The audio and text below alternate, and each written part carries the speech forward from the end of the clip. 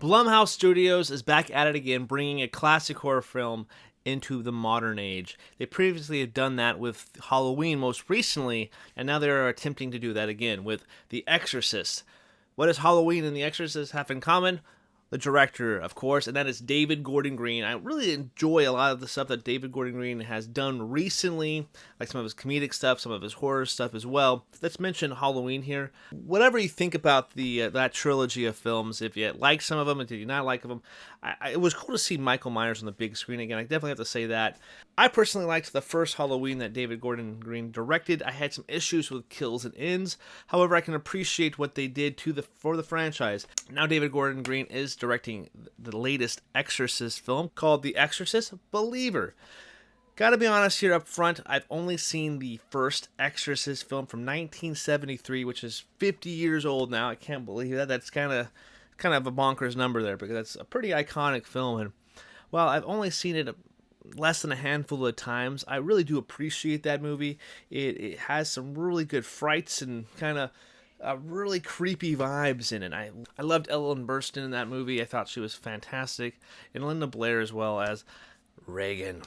I know there's sequels to the original Exorcist movie. However, it feels weird that The Exorcist is a franchise at this point. And seeing that they're going to make 3 more films, apparently.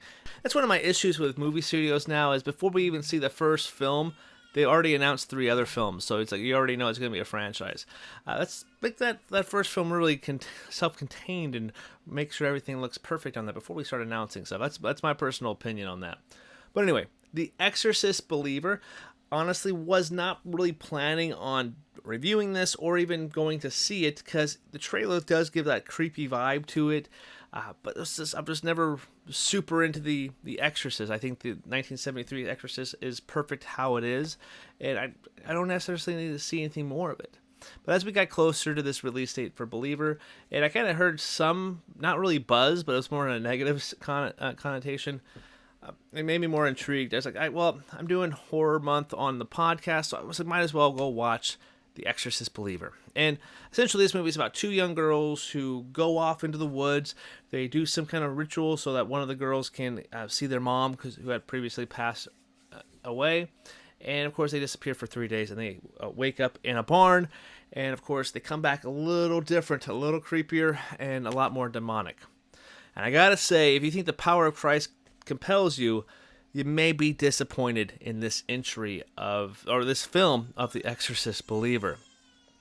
I say that because I really kind of dug a little bit of this movie. I thought there were some really cool elements here that actually worked. However, the more I have thought about it since the drive home and kind of been at home for a couple hours before I record this review, I could definitely see some holes in it where it's definitely rushed.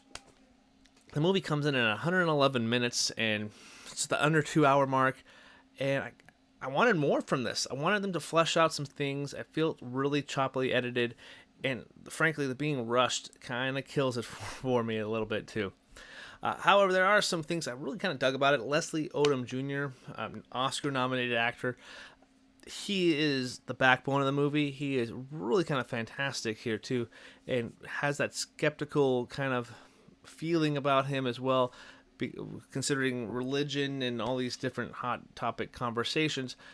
But I thought he was really solid here. He gives us a really good performance and definitely cares and brings that emotional feeling to finding his daughter and wanting his daughter to get the best treatment and be back to who she is. And I think they do some interesting things with this character in the third act of the movie as well. I think the young actresses who do play the 2 kids here, their demonic form, they are freaking creepy. Granted, they may not be doing those voices or anything like that, but the creep factor alone with the makeup and kind of their like evil stares and their body movements are really well done. I really dug that as well. And while it's cool to see Ellen Burstyn on the big screen again, and especially reprising his role, her original role from the 1973 Exorcist, I feel like it is proving to that there's a problem with these kind of legacy sequels and legacy trilogies, because they are trying to tie into the original movies, but also in a way, it kind of disrespects the original, because I feel like the Exorcist Believer really didn't need a couple of things here. This movie could have been its own different thing, self-contained, not even part of that original movies, because we didn't necessarily need Ellen Burstyn. Granted, the woman's 90 and she does a really good job for the limited time that she's on the screen, and really nice to kind of see her back there again. But they really just kind of shoehorn her character in here. They mention Reagan a couple times here. I feel like if they didn't have those two elements in this movie, it would have maybe streamlined something else and a little length to it too. It kind of fleshed out a lot of the character elements. The Exorcist Believer definitely has those kind of the tones. It has the best intentions of making it about community and different kind of religions working together as a community to try to help these girls here. But there's things in the third act that really gets bogged down. I did not like the over-reliance of this kind of the CGI effects here. While it's cool to see kind of this exorcism go down, there's parts of me that did get some goosebumps. But again, I'm left with like, okay, it ended rather abruptly, and again, if they were able to kind of have the exorcism scene longer like they did in the original, that would probably have been a little better, because that exorcism scene is really rushed. Even though I still got chills at points of it, really kind of left frustrated, and I think that's the biggest complaint that I've seen and read from other people who have seen this, that they're really left disappointed, because I think that there could have been something interesting here if they were able to flesh out the story. And I honestly don't think David Gordan Green was the best director for this upcoming franchise. So if they're going to make the other films work, and I think the next one comes out in 2025 called The Exorcist Deceiver, I believe that's what it's called. So there should take some notes, try to how to flesh out that one, if we even get that, because when I showed up to the theater today, I was the first one in there, and I think there was maybe like 4 other people that trickled into the theater.